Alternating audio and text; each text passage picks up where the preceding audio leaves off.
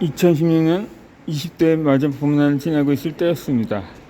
이 사표를 내기로 했습니다. 이미 결정하고 질문을 나섰지만 제 머릿속에 계속해서 그 결정의 가치를 곱씹어 보고 있었습니다.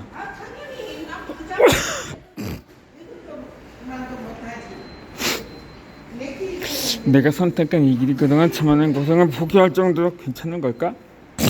하고 말입니다. 이 가이드 자격증을 따르고 두꺼운 문장을 배우던 날들을 떠올랐습니다. 잔뜩 긴장하자 중국어로 면접 시험을 보는 날도 스쳐 지나갔습니다. 여행사 취직을 위해 가이드 자격증을 따고 여러 회사에 이력서를 내렸던 일도 있었습니다. 첫 손님을 받기 위해 인천공항에서 한식표를 들고 기다린 날도 생각났습니다. 술에 취해 일어나지 않는 관광객을 끄기 위해 30분 동안 헛소문을 두들기다 진도 기억났습니다.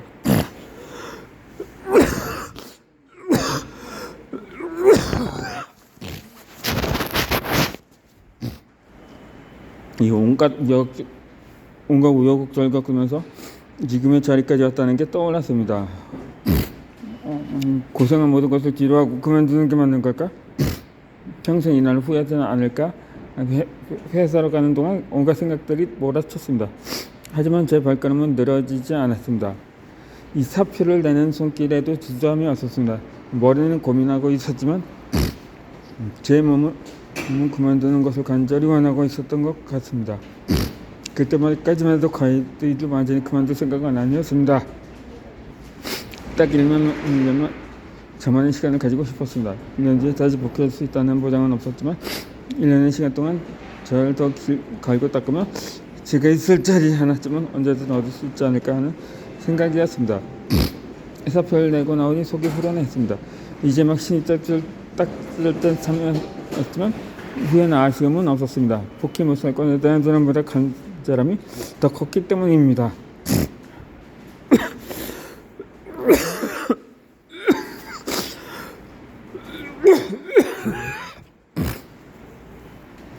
일 년 동안 독서에만 푹 빠져보고 싶었습니다. 회사 선배들의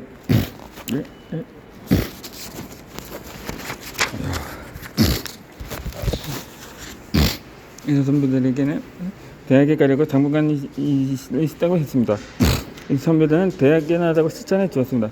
혼자 갈봉에 틀어박혀 책만 읽으려 한다는 사실을 말 용기는 없었습니다. 독서에 대한 제 갈급함이 얼마나 큰지 보여줄 방법이 없었기 때문입니다.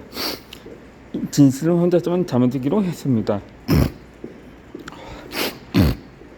하고 있는 일에 대한 불만은 없었습니다.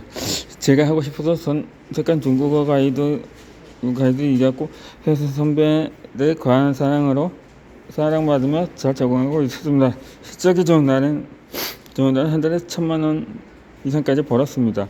수익만 보면 그 장에서 제가 벌 수 있는 최저 금액의 일을 건수가 말도 안 되는 선택이었습니다. 하지만 어느 날부터인가 지금 이대로 괜찮을까 하는 생각이 제 정신을 쓸어넣었습니다.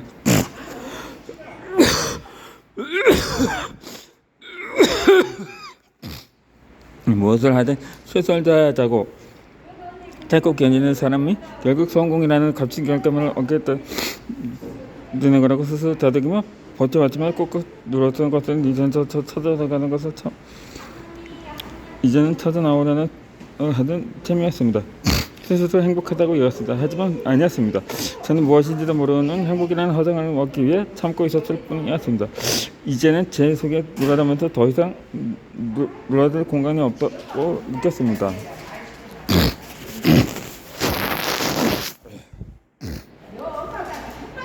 처음 책을 읽기 시작하는 것은 가이드 일을 더 잘하기 위해서였습니다.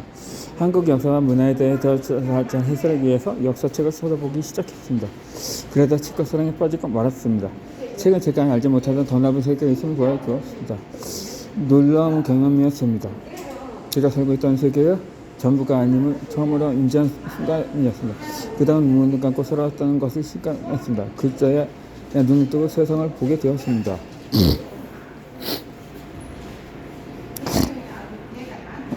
또 최근 제가 왜 행복하지 않은지, 제가 행복하려면 어떤 길을 가야 하는지도 알려주었습니다. 그 깨달음의 순간이 너무나 좋았습니다. 새로운 깨달음 하나 얻을 때마다 제 미래가 점점 유명해지고 밝아지는 느낌이었습니다. 그 느낌이 너무 좋아서 최소 1년 정도는 독서에만 빠져 살아보고 싶었습니다. 제가 보지 못하고 있던, 인지하지 못하고 있던 중국어를 빨리 외우고 싶다는 관심이 생겼습니다. 그래서 가이드 일을 그만둔 것입니다. 마침 1, 2년 정도는 버틸 수 있을 만큼의 돈이 있었고 그걸 다 쓰고 다시 원서에서 시작하더라도 투자할 가치가 충분하다고 생각했습니다. 그렇게 가이드 일을 떼주고 독서에만 몰두했습니다. 이 골반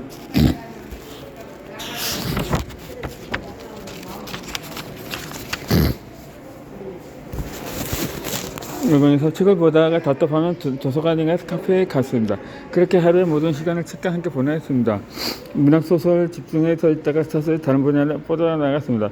독서법, 글쓰기, 뇌과학, 우주과학, 종교, 철학 등 관심 가는 분야에 늘어났습니다. 이 시기 이끄는 대로 때가면서 독서에 푹 빠졌습니다. 원래 1년을 기획하고 시작한 독서 예정이었습니다. 그런데 이 책은 이 길을 7년 동안 나아가게 만들어 주었습니다. 어디로 가야 할지 갈피를 못 찾고 있을 때 목표와 꿈을 부어야 해 주었습니다. 지쳐서 포기하고 싶을 때 새로운 동기와 희망을 전해 주었습니다. 장애물에 부딪혀서 멈춰 있을 때 넘어설 수 있는 지식과 기술도 가르쳐 주었습니다. 책은 제게 스승이었고 길을 인도해 주는 멘토였으며 힘들 때만 기도할 수 있는 친구가 되어 주었습니다. 아직 갈 길이 먼 초보 독서가의 유튜브 작가일 뿐인데 유튜브 구독자분들이 이 과분한 사연 덕분에 좋은 출판사에 연결될 수 있었고 책을 출간할 소중한 기회를 얻게 되었습니다. 아직 너무나도 부족하지만 지금의 저도 분명 수모가 있을 거라는 생각이 들었고 그래서 용기를 낼 수 있었습니다. 책을 통해서 제가 어떤 변화를 거치며 나아왔는지 또 책에서 얻은 깨달음이 무엇인지 진솔하게 담고 싶었습니다.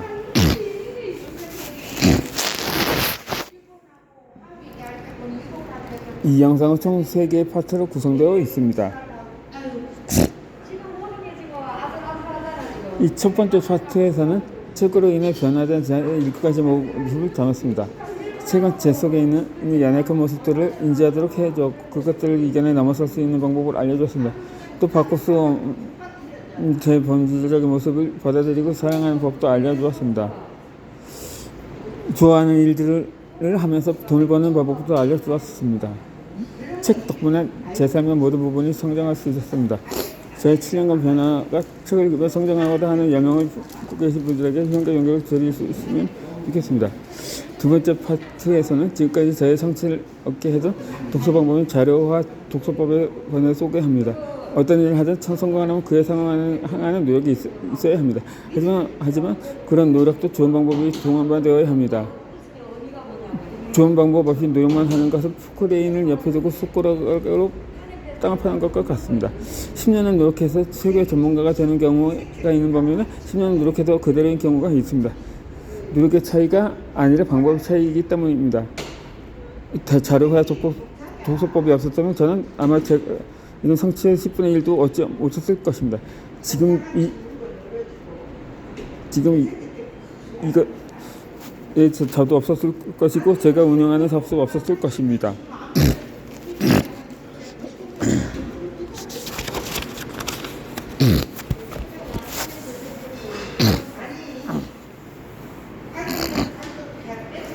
자료와 독서법은 모든 지적 생산 활동의 초석이 됩니다. 단순히 언젠가 아이디어가 찾아오기를 기다릴 게 아니라 모아놓은 자료들의 지적이다 보면 계속 새로운 깨달음을 얻게 됩니다. 직장에서 일할 때나 사업을 운영할 때, 개인적인 공부를 하거나 인간관계에도 무궁무진하게 활용할 수 있습니다.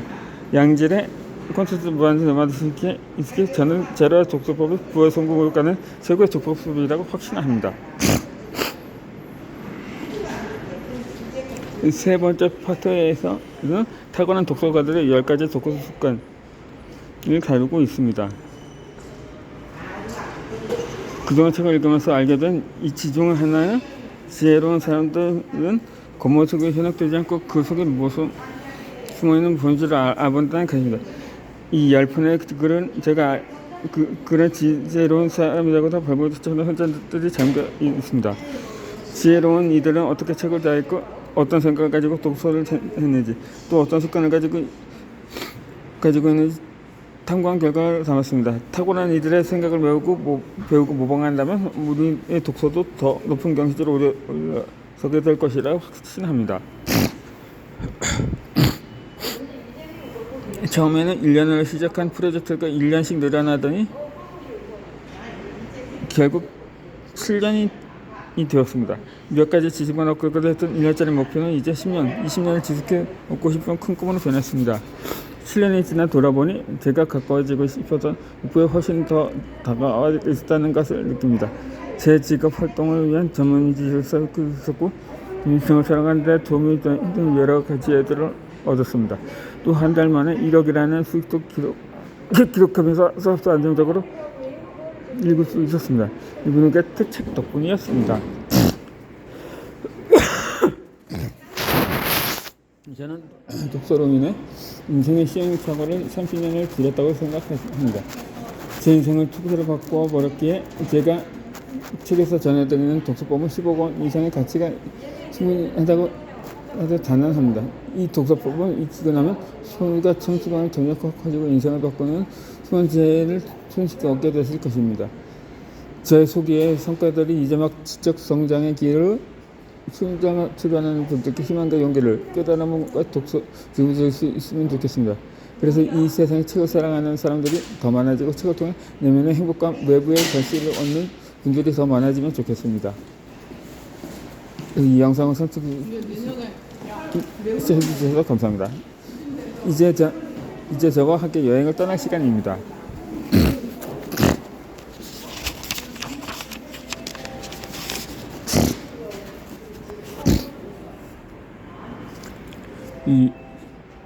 최대한의 내가 되고 싶어서 책을 읽기로 했습니다. 책이 가져다는 7가지 삶의 변화가 있습니다.